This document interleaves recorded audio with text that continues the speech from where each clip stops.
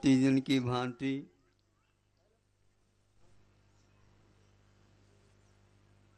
पुराना चला जाना, नयों का आ जाना, ये चल रहा है और यह अविरल रूप से चल रहा है। उत्साह के साथ चल रहा है, प्रसन्नता के साथ जो कार्य होता है वह भीतर के साथ संबंध रखने से बाहर भी उसका मूल्य और बढ़ जाता है। कहीं भी बाधा आ जाती है, चलते समय कई प्रकार की बाधा आती हैं, उसमें एक प्रकार से नदी नाले आदि आ जाते हैं। तो आप लोग 4 महीने तक तो वर्षा योग में बाहर नहीं निकलो, बाद में भी पानी का प्रवाह है, क्योंकि नया पानी आया रहता है तो उसके कारण आप लोगों को अड़चन आ जाती। गाड़ी घोड़ा वगैरह तो चल नहीं पाएंगे, लेकिन स्वयं भी नहीं आ पाए तो कैसे करेंगे। तो उसके उपरांत यही बताया जाता है, प्राचीन काल में भी हम गए थे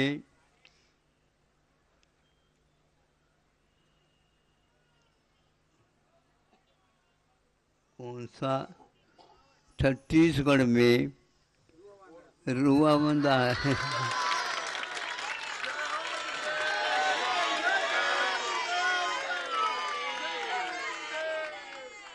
उससे पहले हम नहीं बिल्कुल जगदलपुर गए थे। जगदलपुर तो वहाँ से धमतरी भी पड़ जाती है। तो उस समय एक बांध का हमने बात सुनी कि वह बांध बरसों पुरानी बांध है, नयों को वह पीछे कर देता है और अभी भी वह टूट फूट से मुक्त है। अब यहाँ आजकल जो बांध बनती है वो इनकी मरम्मत करने के लिए ज़्यादा चाहिए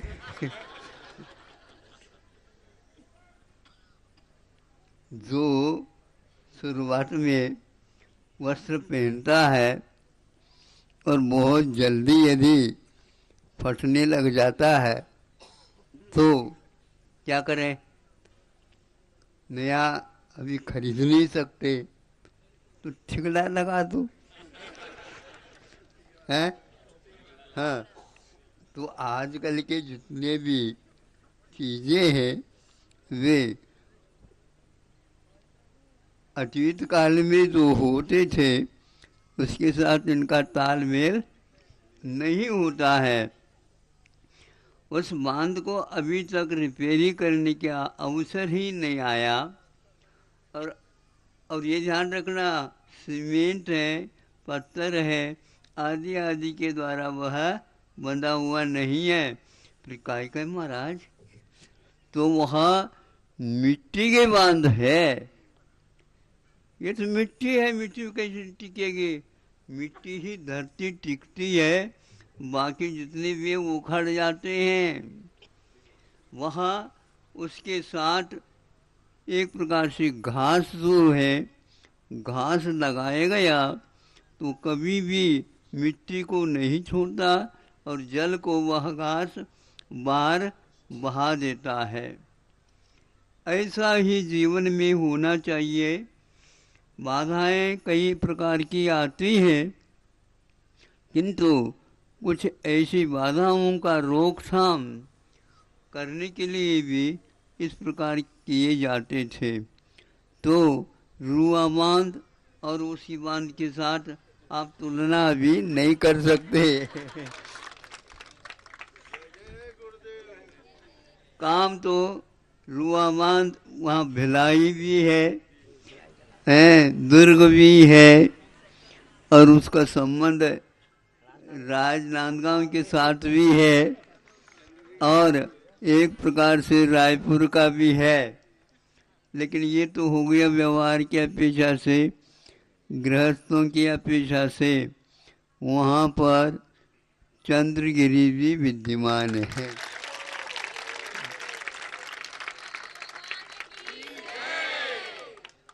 और उसका नया काम हो रहा है। पहाड़ को ही सरकार ने दिया है। सभी लोगों ने वहाँ पर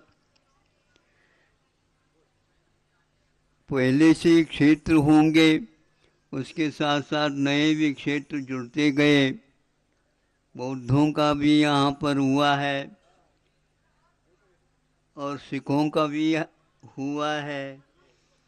हिंदुओं का तो पहले शुरुआत से ही बहुत दिन से है ही, पहाड़ है प्रसिद्ध। उसी के सामने सामने चंद्रगिरी का भी काम हो रहा है। और उस चंद्रगिरी को जाने के लिए ये सरकार ने इन लोगों को कि 6 वे क्या 6 वे हाँ 6 रास्ता बनाए ताकि ये लोग दौड़ सके।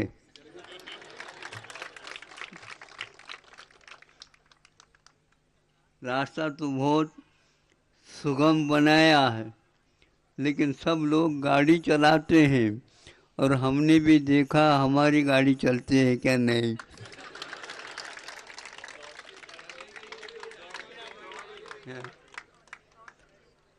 तो चलते हुए हम भी आए। 2-3 बार तो इसी रास्ते से निकलना हुआ, आना हुआ। और इस अपेक्षा से अभी गर्मी भी नहीं पड़ रही है, और इस छत्तीसगढ़ में एक प्रकार से सर्दी भी नहीं पड़ रही है। तो इसका उपयोग करके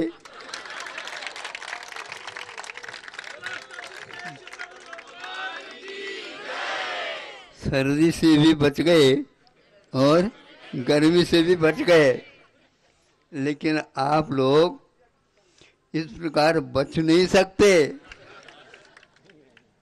हाँ, इसलिए ये काम बहुत दिन से हो रहा है। ज़्यादा विलम्ब करेंगे तो महाराज और आएंगे। ऐसा नहीं, ठिकाना नहीं। हमारी गाड़ी चल रही है, रुक जाए तो बात अलग है। लेकिन हाँ, बांध कभी भी चलती नहीं है, किंतु हाँ रुक जाएंगे।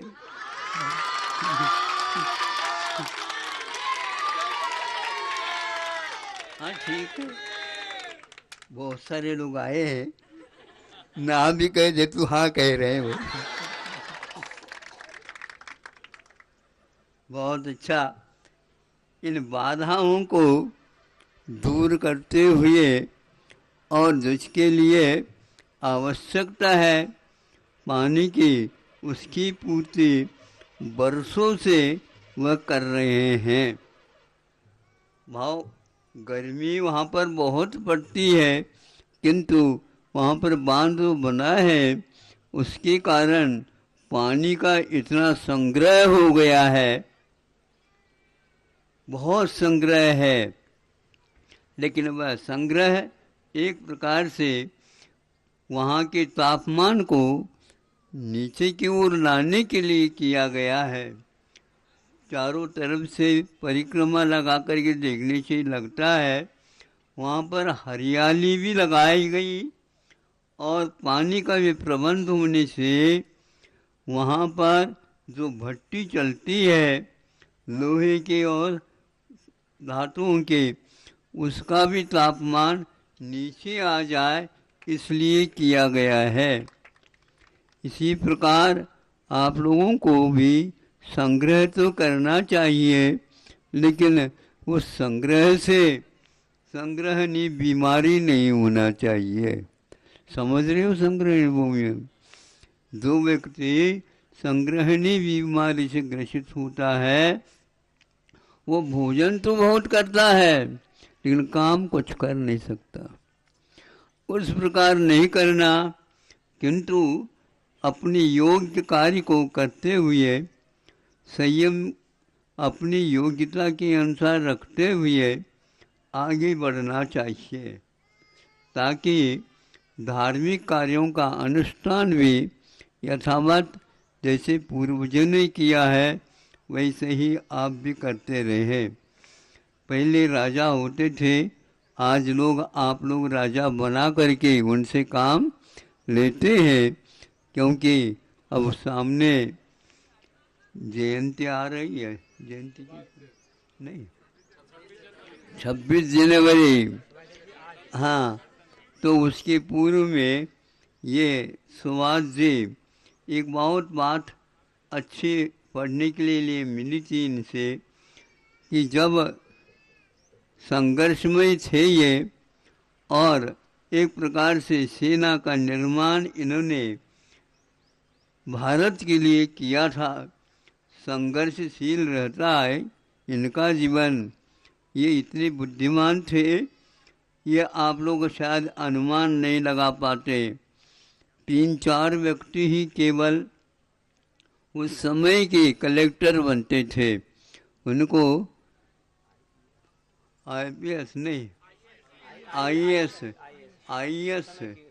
तो वहाँ आज जो ये कलेक्टर बनते हैं उसी के इक्वल समान उस समय होता था, और उसमें बहुत व्यक्ति बैठ जाते, बिठवा देते हैं, लेकिन कोई निकलता नहीं था।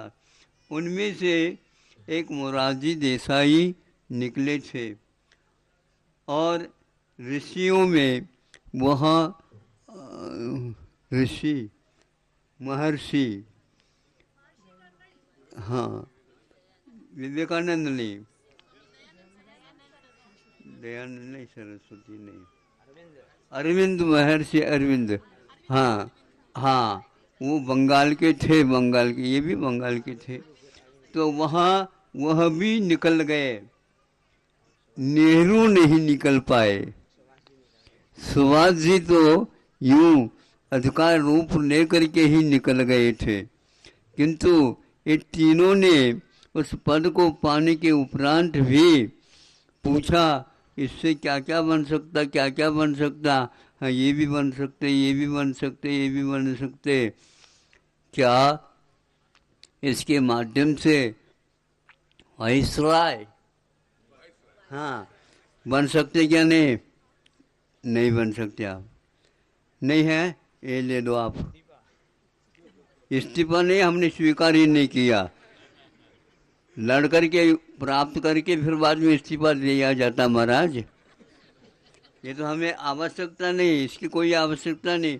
जो व्यक्ति इस पद तक प्राप्त नहीं कर सकता इसके माध्यम से, ऐसी कोई आवश्यकता नहीं है। और तीनों ने इसी प्रकार किया था। इसको बोलते हैं भारत के प्रति क्या समर्पण था। ऐसा कोई कर सकता आज? हैं? कोई नहीं कर सकता। किंतु वहाँ उन लोगों की ये चाल थी, सबको तो बनाएंगे हम, लेकिन इसमें निकलने के उपरांत भी आपको वह पद नहीं मिलेगा। तो पद नहीं मिलेगा, हमारे यहाँ आकर के आप हमें पद दे रहे हो, नहीं समझे? नहीं चाहिए। तभी से इन्होंने संकल्प किया था कि नहीं, भारत को स्वतंत्र करके ही रहना है। और संघर्ष करते हुए जब सेना की विधिवत तैयारी और बनाया उन्होंने। बनाने के उपरांत सरकार चलाने के लिए बहुत सारी कमियां पड़ती थी, उसकी पूर्ति के लिए वो चिंतित हुए थे। अपने साथी कह दो, जर्मन के जो हिटलर थे, उनसे बातचीत की कि इस प्रकार संघर्ष चल रहा है, कैसे आप कैसे करते हो? इसमें कोई बाधा नहीं है। कैसी बाधा नहीं है? हाँ, बिल्कुल ठीक है। आप करना चाहते हो तो कर सकते हो, ये कोई ज़्यादा बड़ी बात नहीं है। क्या करना है? तो कुछ नहीं करना, राष्ट्रीय मुद्रा की स्थापना कर लो।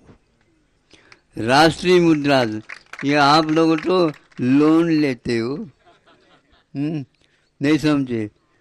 लोन लेते हो, इस लोन का ही एक अर्थ ये हो गया, हर काम में आज लोन लेना पड़ रहा है। लोन की मात्रा ज्यादा हो जाती है भोजन में, बताओ है? लोन डालते जाओ, ये डालते जाओ लोन। आप लोग अलोना खाने की आदत ही नहीं रखते। संयमी रहो।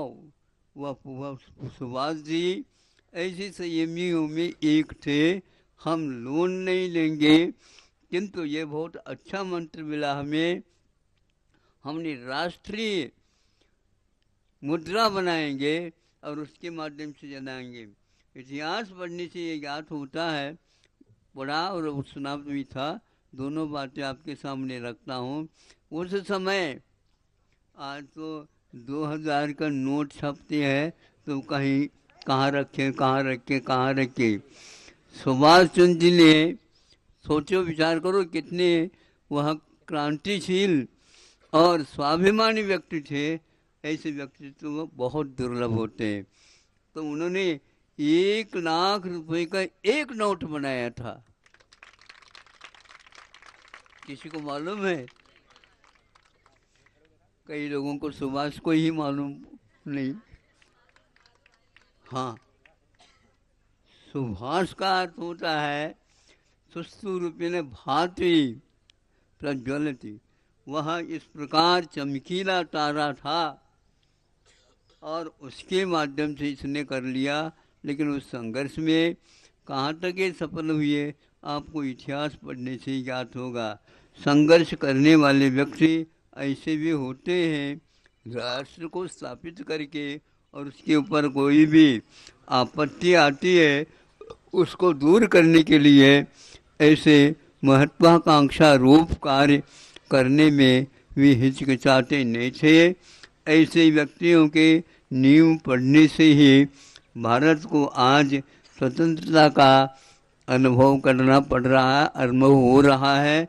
इसको इतनी मात्र से करने से कुछ नहीं होगा। अभी भी आप लोग ऋण लेकर के, लोन लेकर के आज पढ़ाना होता है। लोन लेते हैं, दुकान खोली जाती है, लोन लेते हैं। आज खेती बाड़ी में भी गड़बड़ी होती है, उसमें भी लोन लेते हैं। बच्चों को पढ़ाना तो है ही है, लेकिन अनेक ऐसे कार्य भी हैं जिनमें आप लोन लेना पड़ता है। लोन लेकर के आप घर मकान बना लेते हैं, लोन लेकर के ही खाद व इत्यादि को भी लगा देते हैं। लोन के बिना आपका काम चलता ही नहीं। शादी भी करते हैं बच्चों की तो भी लोन लेकर के करते हैं। फिर लोन लेने के बाद शादी तो हो गई, अब वो पैसा गया। अब बच्चों को कह दो तुम तो पढ़े लिखे हो, पढ़े लिखे तो आपने कब बनाया, लेकिन अनुभव नहीं दिया आपने, इसलिए हम किसी काम के योग्य है ही नहीं। भोजन करने के लिए, हाँ भोजन करने के 2 बार 3 बार करवाओ, हम कर लें।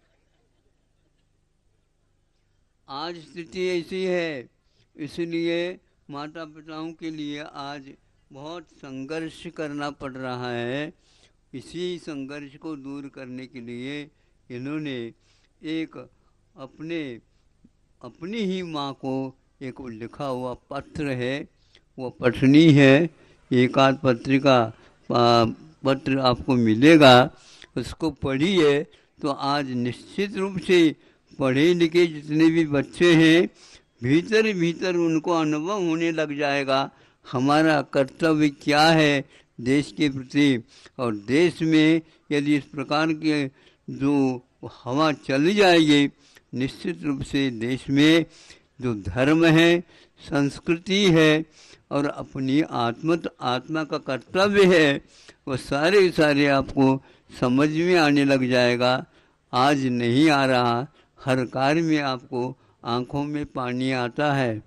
अब तो पानी सब जगह समाप्त हो रहा है, जल ही जीवन है, किंतु आप लोग अपने आप के अस्तित्व को सिद्ध करने के लिए आंखों में पानी भी नहीं ला सकते हैं, क्योंकि अपने अस्तित्व को दिखाने के लिए बहुत कुछ आपका जीवन जुड़ा हुआ होना चाहिए, धार्मिक और कर्तव्य निष्ठ जीवन के साथ।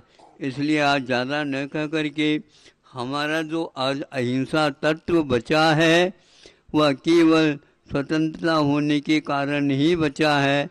स्वतंत्रता आपको अनुभव में आ रही है क्या नहीं आ रही है, मैं ये नहीं कहता, किंतु ध्यान रखो यहाँ पर बैठ करके अरनसिद्ध करना बहुत आसान है, किंतु देश की रक्षा करना, सेना वहाँ पर गर्मी में और सर्दी में जहाँ बर्फ़ गिरती है, -40 जिसको बोलते 40 अंश प्रमाण वहाँ सर्दी रह गई है।